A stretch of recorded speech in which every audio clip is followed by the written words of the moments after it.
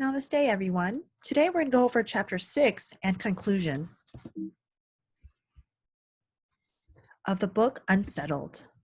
Your learning objective is to learn about survival and the impact of trauma. Ra will defend her daughter no matter what. Chapter 6. There's a man named Samorn who is harassing Ra's daughter, Ran. Okay? He's a known person that has assaulted, which means rape, many women in the neighborhood. So I want you now to think about Ra's background. Think about her own quote-unquote marriage and how it came about and how the Khmer Rouge forced her to marry Hang. And all her children are a result of this forced marriage, right? She despises Hang. He's a terrible father and husband, and she's still forced to be with him. I would like you to think about the mass rapes in Southeast Asia and the forced marriages. And this causes someone to not trust the government or the police. The police will never help you. Keep in mind that when the Khmer Rouge came into Cambodia originally, people thought they were liberating Cambodia, and so people cheered for them. That quickly turned very bloody. Now, what would you do if you're a Ra?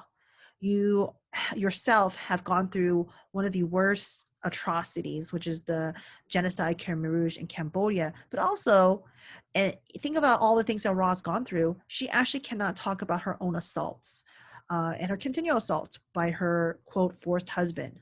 Okay, what would you do if you thought your daughter would go through just even an inch of what you endured, one of the horrific things? What would you do to defend your daughter?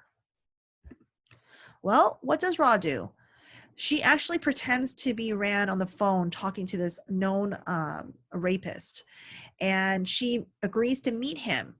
And when she agrees to meet him, she has a knife in her purse, and she tells him never see or go near her daughter again. And what does she do? Well, she stabs him in the stomach. I've had lots of students who say they would do the same exact thing if someone in her circumstance, what the trauma that she went through, they would do the exact same thing. Unfortunately, things get from bad to worse. Ra's charged with assault, and she has to go to jail. She is separated from her son Vanna. They by law cannot be seen because of abuse claims, which she never abused him, but she did whip him once and then led social workers to think that she was abusing him. She saw Vanna and thought that he would join a gang, and she knows that that's a route that can lead to trouble. And so she disciplined him, and that also led social workers to think that she was actually abusing him.